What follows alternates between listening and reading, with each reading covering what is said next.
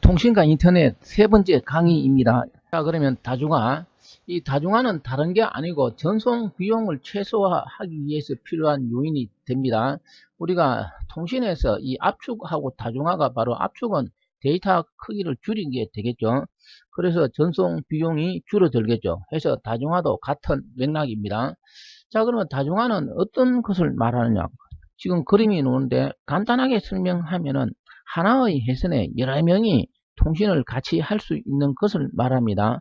물론 다중화 자체가 압축은 아닙니다.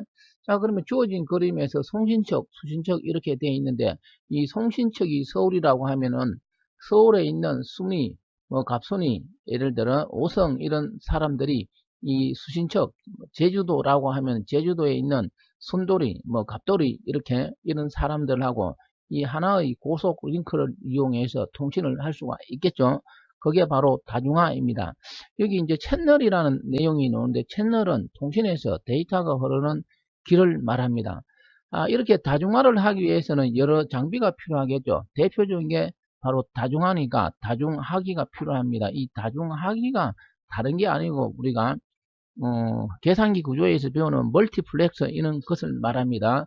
다중하기 이런 역다중하기가 필요합니다. 참고하시고 자, 그러면 이 다중화 방법에는 어떤 것이 있느냐? 여러 가지가 있는데 그 대표적인 게 바로 주파수를 분할하는 방법, 시간을 분할하는 방법, 이 주파수하고 시간을 분할하는 방법을 합친 코드 분할 다중화 이렇게 나누어집니다. 시험에서는 이 세 가지를 집중적으로 살펴보면 되겠죠. 지금 현재 다중화 기술은 여러 가지 너무나 발전된 게 많이 있습니다. 예를 들어 이 주파수 분할 다중화 하나만 공부하려고 해도 책이 한 권이 될 수 있겠죠. 그런 거는 우리 시험에서는 필요가 없겠죠. 자, 그러면은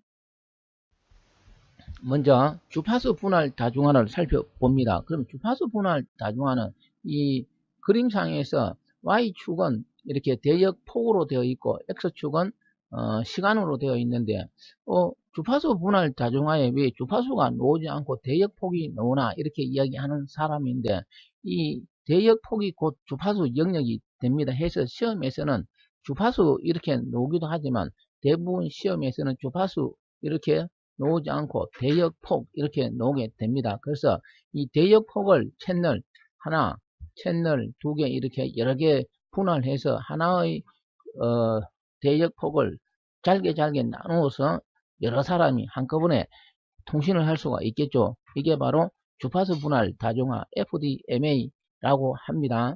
자, 그러면 이 주파수 분할 다중화의 특징은 뭐냐 하면은 첫 번째 이 그림상에서 보면 채널 1하고 채널 2 사이에 뭐가 있습니까? 이렇게 틈이 있죠. 이 틈을 뭐라고 하느냐 하면은 완충 영역이라고 합니다. 이 완충 영역이 왜 필요하냐 이거죠. 이 완충 영역이 없으면은 채널 1하고 채널 2에 흐르는 데이터가 혼선이 일어나서 잡음이 발생할 수 있기 때문에 어쩔 수 없이 이런 완충 지역을 두어야 한다. 이 완충 지역은 곧 대역폭을 낭비하는 요인이 될 수가 있겠죠.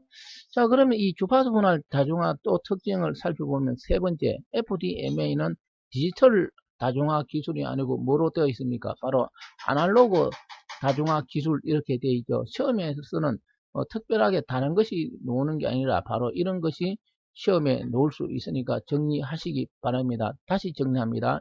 FDMA는 뭐라고? 아날로그 다중화 기술이다. 이렇게 정리하시기 바랍니다. 자, 그 다음에 시간을 나누는 CDMA, 시분할 다중화는 이 X축에 해당하는 시간을 이렇게 나눈다라고 해서 그림을 이런 식으로 이렇게 그립니다. 우리가 이 시간을 작게 나누는 것을 타임 슬롯이라고 해갖고 조각된 시간 단위인데 여러 사람에게 이 조각된 작게 나누어진 시간을 적절하게 이렇게 할당해서 여러 사람이 하나의 고속 회선을 통해서 통신을 할 수 있는 기법을 말합니다. 예를 들어 여기 채널 A1 여기 보면 채널 A라는 사람한테는 이 시간대를 이렇게 주었다 이런 뜻이 되겠죠. 그 다음 여기서 정리할 것은 이 시간을 나누는 이 TDMA 방식은 여기 3번에 뭐라고 떠 있습니까? 3번에 보면은 디지털 다중화 기술이라고 되어 있죠. 그래서 다시 정리하면은 주파수 분할 다중 접속 기술은 아날로그라면은 시분할 다중 접속 기술은 뭐라고? 디지털 다중화 전송 기술이다. 이렇게 정리하시기 바랍니다. 이 시분할 다중화는 또다시 구분이 됩니다. 어떻게? 두 가지 방식으로 구분되는데 동기 방식하고 비동기 방식으로 이렇게 구분이 됩니다. 그러면 이 동기 방식은 뭐고 비동기 방식은 뭐냐?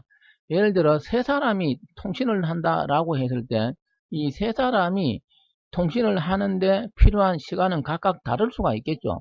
그런데 사용하는 시간이 다르지만 다르게 시간을 할당하는 게 아니라 만약에 타임 슬롯을 3개씩 할당한다면 똑같이 이렇게 3개씩 이 동기라는 것은 똑같이 해주는 걸 또 말합니다. 그러면은 사용하지 않는 시간은 낭비가 될 수 있겠죠. 그래서 비효율적인 부분이 있습니다. 이걸 효율적으로 바꾼 게 뭐냐 하면은 비동기 방식이라고 하는데 이 비동기 방식은 각 채널에서 필요한 타임 슬롯만 할당하고 필요하지 않는 타임 슬롯은 할당하지 않는 방식입니다. 해서 동기 방식에서 낭비되는 이런 부분을 없앴습니다. 그만큼 어떻게 될까요?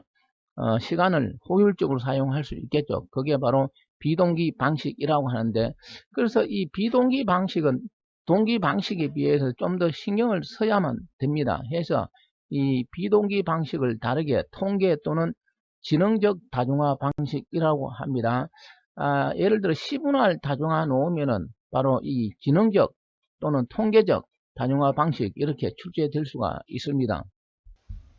자, 그 다음에 세 번째로 코드 분할 다중화입니다. 이 코드 분할 다중화는 이야기했듯이 시분할 다중화와 주파수 분할 다중화를 합친 개념이 됩니다. 그래서 CDMA는 FDMA 플러스 뭐라고? TDMA 이렇게 이야기를 합니다. 자, 그러면은 이 코드 분할 다중화는 과연 뭘까요? 자, 먼저 밑에 그림을 살펴봅니다.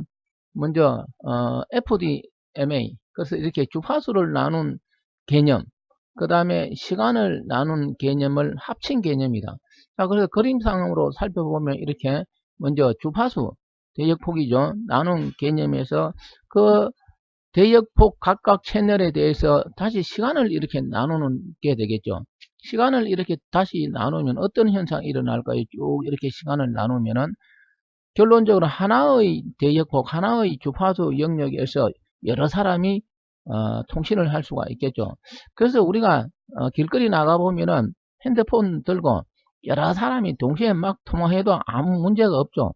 바로 요사이 이 핸드폰 통신 이런 기술이 말은 여러 가지로 붙는데 기본 골격은 바로 이 CDMA를 바탕으로 하고 있습니다.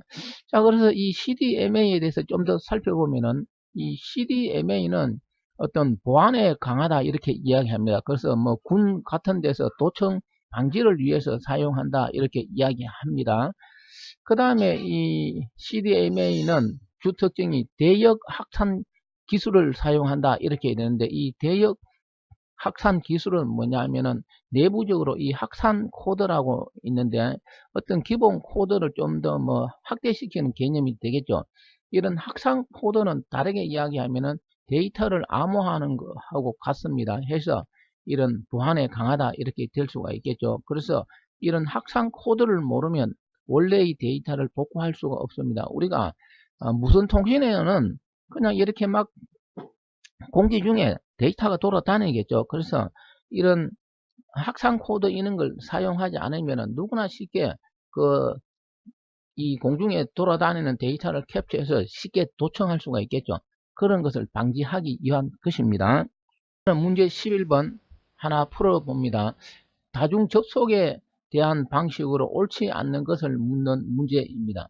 자, 그러면 1, 2, 3, 4 잘 읽어보면 답을 찾을 수가 있겠죠. 2번에 시분할 다중 접속은 대역 확산 기법을 사용한다라고 했는데 이 대역 확산 기법은 바로 CDMA에서 적용되는 기법입니다.